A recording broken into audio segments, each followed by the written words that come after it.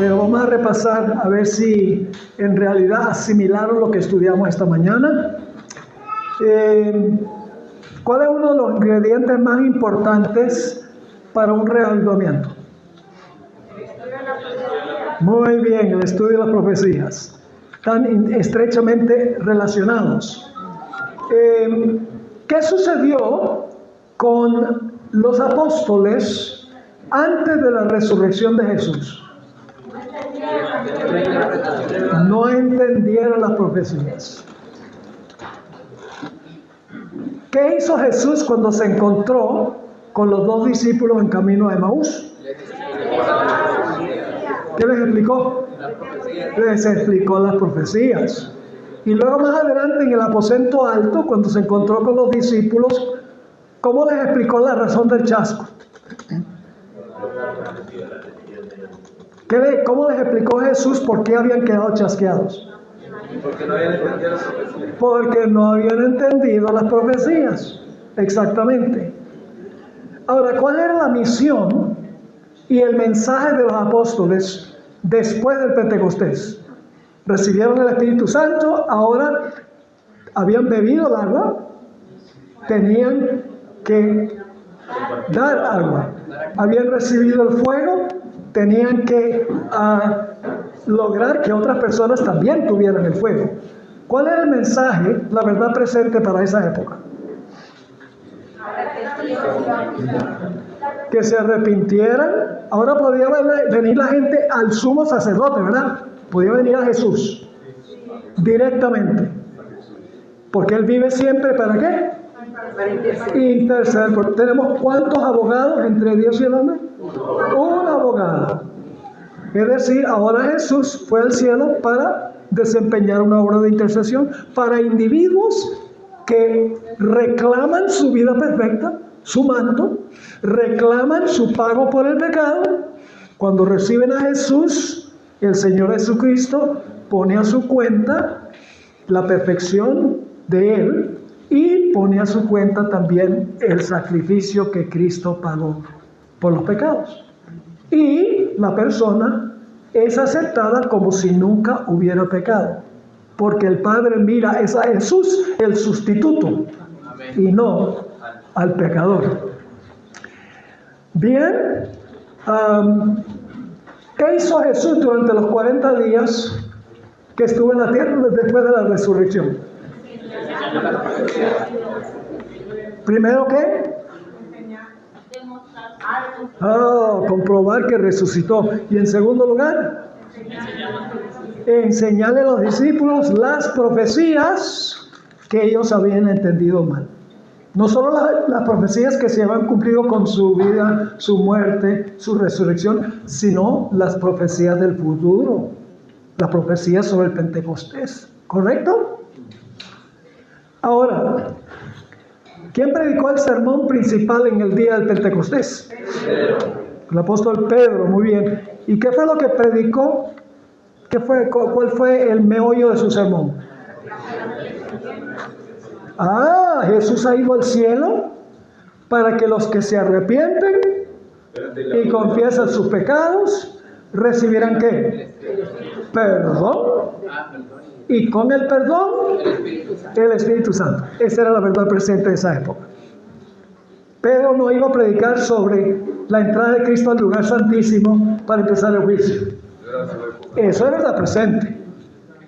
Pero es verdad presente ahora, no en esa época.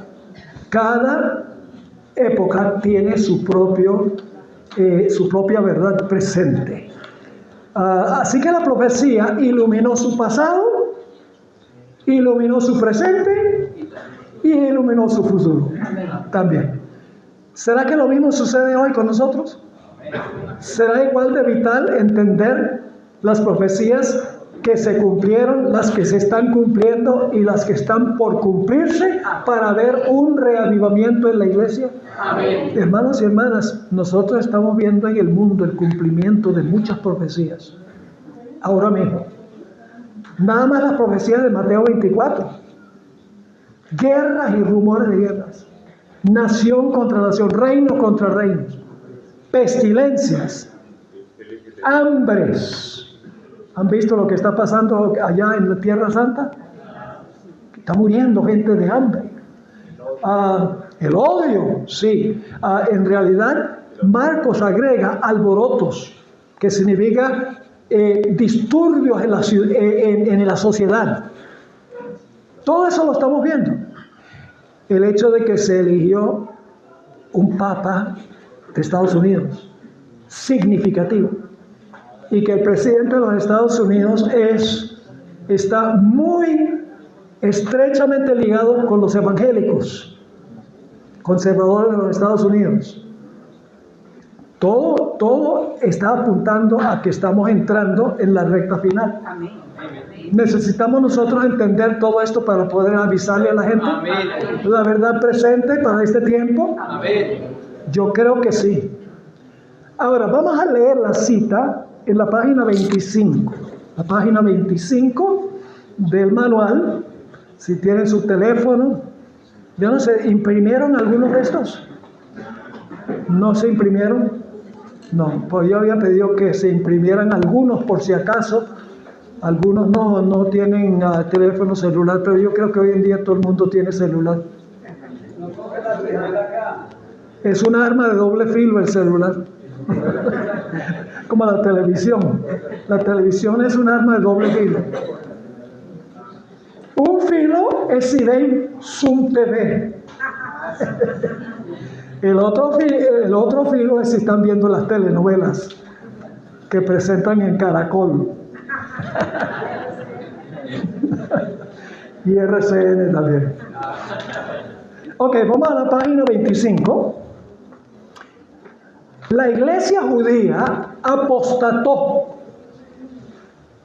Jesús, al salir del templo por última vez, dijo: he aquí, vuestra casa os es dejada desierta. La Shekinah se apartó para siempre del templo. La iglesia judía ya no era la iglesia del Señor. Individuos se podían salvar, y muchos se salvaron. Gamaliel, Nicodemo, José de Arimatea, aún Saulo de Tarso. Eran judíos. ¿Qué hicieron? Salieron de la iglesia apóstata. Este es un punto muy importante.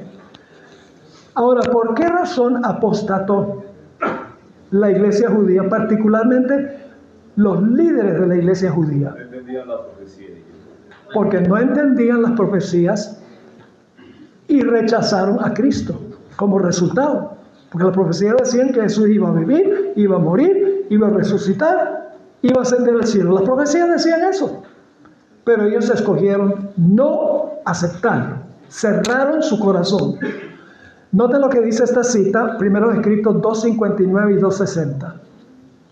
El desgarramiento del velo en el templo demostró que los sacrificios y los ritos judaicos no serían ya recibidos. Todo el sistema de sacrificios, ceremonias y ofrendas caducó. Sigue diciendo, el gran sacrificio había sido ofrecido y aceptado. Y el Espíritu Santo, que descendió en el día del Pentecostés, dirigió la atención de los discípulos desde el santuario terrenal al celestial, donde Jesús había entrado con su propia sangre para derramar sobre sus discípulos los beneficios de su expiación. Y los beneficios que él ganó fue tejer un manto y cargar el pecado.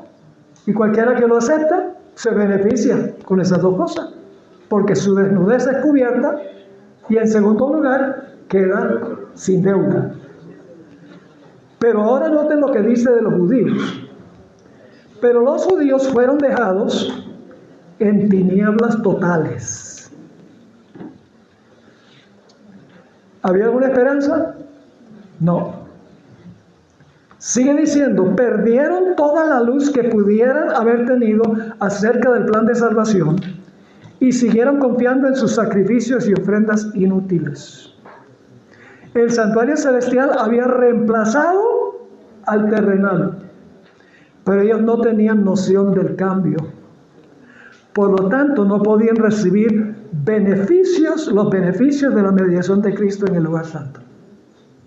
como no siguieron a Jesús en su vida, sino que lo rechazaron en su vida, como no siguieron a Jesús a su muerte en la cruz, como no aceptaron la resurrección de Jesús, no se dieron cuenta que el siguiente paso en el santuario, después del campamento, el altar del sacrificio y el lavacro, el siguiente paso era en el lugar santo. Pero como no aceptaron los primeros 3 pasos, no estaban listos para seguir a Jesús al lugar santo. ¿A dónde está la mayoría del mundo cristiano hoy? En el atrio. En el atrio. No hacen sino hablar de la muerte de Cristo.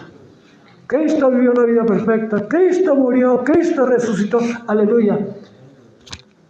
Pero dicen que Jesús está en el lugar santísimo. Jesús no está, ahora está en el lugar santísimo, pero no en ese tiempo.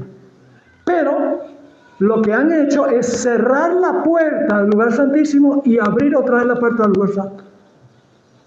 Y por lo tanto no se pueden beneficiar con la mediación de Cristo en el santuario.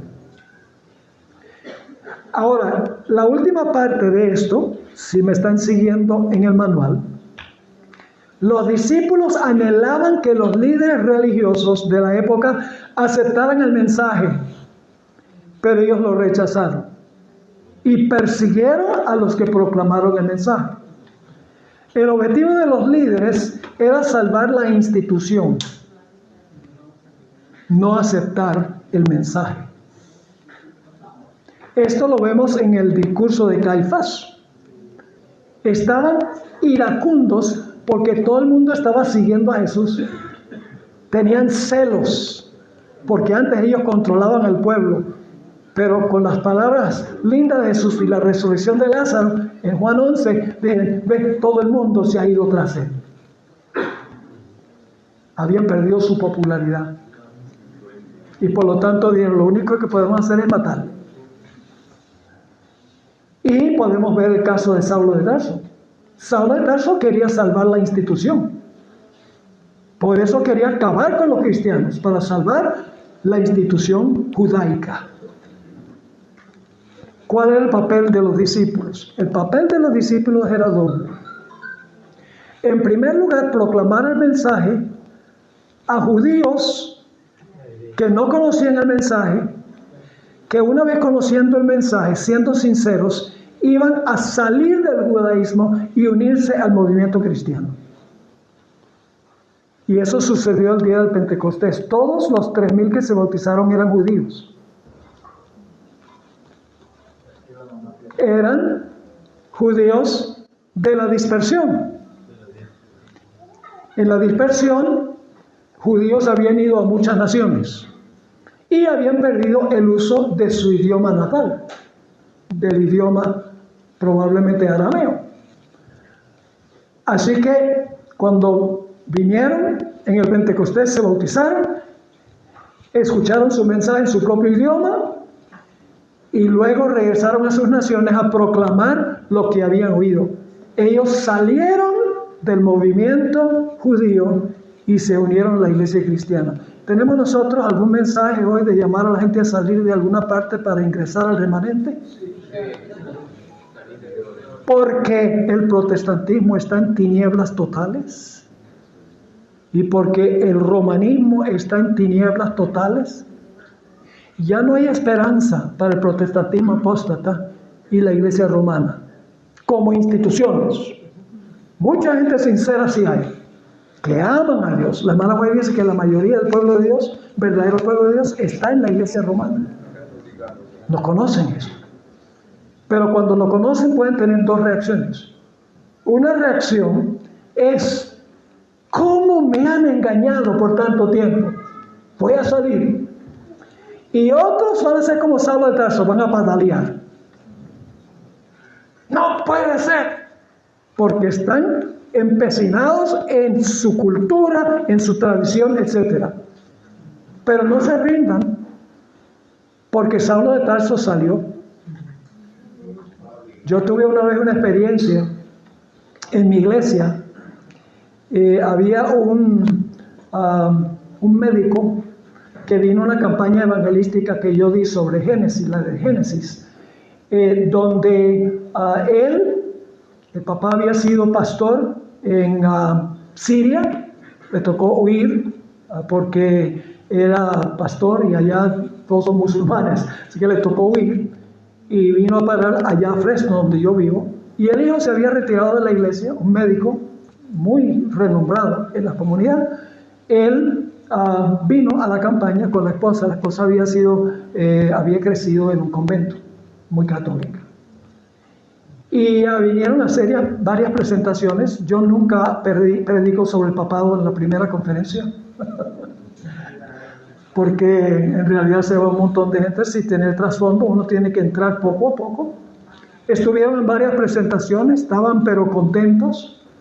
Y luego prediqué un tema sobre el papado. Y cuando prediqué el tema sobre el papado, la esposa del médico se ensañó, se enojó y dejó de venir. El esposo seguía viniendo, pero ella dejó de venir, porque yo había tocado un nervio que le causaba dolor. Estaba pataleando. Seguimos orando por ella. Cada vez, de vez en cuando teníamos una reunión especial, como un concierto del coro, etcétera, ella venía con el esposo, pero cuando ella veía que yo venía hacia donde ella estaba, buscaba la mejor forma de irse por otro lado. A veces nos encontrábamos y las miradas que me daban, si las miradas mataran, yo estaría muerto. Así de terrible era. Seguimos orando y después de un tiempo, el Espíritu Santo fue ablandando el corazón de ella. ¿Quién hubiera creído eso? Y empezó a asistir regularmente a la iglesia. Para hacer una larga historia corta, tuve el privilegio de bautizarla. Y me mandó una tarjeta que todavía conservo en mi archivo, donde me pedían perdón por todas las miradas que me dio. Entonces, hermano, no se rinda, porque su esposa que está pataleando, eso demuestra que el Espíritu Santo está trabajando. Porque con Saulo el Espíritu Santo estaba trabajando y él estaba pataleando, pero el Espíritu Santo dijo: tú eres mío. Y llegó a ser el más grande evangelista de la historia. Amén. Así que hay dos diferentes reacciones. Gloria a Dios cuando dicen: yo he estado en una iglesia donde me engañan, salgo enseguida. Y en otros casos patalean por un tiempo, pero últimamente el Espíritu Santo sigue trabajando para que se dobleguen y se entreguen al Señor. Pero escuchen, no solamente era la función de los apóstoles predicar en Jerusalén a los judíos. Samaria, que tenía mucha de la cultura judía, aunque era una mezcla de paganismo y de judaísmo, no solo era necesario predicar el mensaje a los judíos sinceros en la iglesia judía. Jesús dijo que debían ir hasta los fines de la tierra. Tenía que predicar el mensaje a la gente secular. La iglesia adventista comenzó con gente religiosa. En 1844, ese movimiento fue un movimiento de todas las iglesias protestantes, donde estaban los pioneros. Pero luego Dios dijo: ahora ustedes tienen que extenderse a todo el mundo. Y la iglesia adventista pues llegó a ser un movimiento mundial. Así que tenemos una doble misión. En primer lugar, predicarle a los que ya están en las iglesias. Y en segundo lugar, predicar en lugares a donde la gente no es necesariamente religiosa, o son gente mundana que no tienen ningún interés en la religión. Fíjense lo que dice Hechos 6:7. Hechos 6 y el versículo 7. Dice: y crecía la palabra del Señor y el número de los discípulos se multiplicaba grandemente en Jerusalén. También muchos de los sacerdotes obedecían a la fe, inclusive entre los líderes religiosos. José de Arimatea era miembro del Sanedrín. Nicodemo era miembro del Sanedrín. Y Gamaliel, el profesor de Saulo de Tarso, cuando querían linchar a Pedro y a Juan, dijo: un momentico, Si esto es de Dios, no lo van a poder parar. Y si no es de Dios, va a desaparecer de por sí mismo. El Espíritu, hermanos, ahí dice que el Espíritu Santo obró a través de Gamaliel. Y yo anhelo que pueda conocer a Gamaliel en el reino. ¿No será un privilegio conocer a toda esta gente en el reino? Y tenemos una eternidad para hablar con ellos. Gloria a Dios. Ahora, vamos a la última página de este capítulo. Hechos 2:41 dice: así que los que recibieron su palabra fueron bautizados, y se añadieron aquel día como 3,000 personas. ¿Se añadieron a qué? Pues a la iglesia. Noten el versículo, creo que es el versículo 47, creo que es un error. Dice: pero muchos de los que habían oído la palabra creyeron, y el número de los varones era como 5,000. Posiblemente sea una referencia correcta. El versículo 47 dice que el Señor añadía a la iglesia todos los que eran salvos. Así que si está añadiendo a la iglesia, están saliendo de la iglesia a la cual pertenecían. Así que esa es nuestra misión, porque queremos ver la mayor cantidad de gente salva en el reino. Tenemos que trabajar con nuestros vecinos, tenemos que trabajar con nuestros familiares, tenemos que trabajar con nuestros compañeros de trabajo, buscar formas de sembrar semillas. No discutan con ellos, no peleen con ellos. Sencillamente busquen oportunidades para sembrar semillitas aquí y allá. No les digan, no sabe que la Biblia dice que no se debe comer carne de cerdo. Eso no va a lograr nada, porque se van a resistir aún más.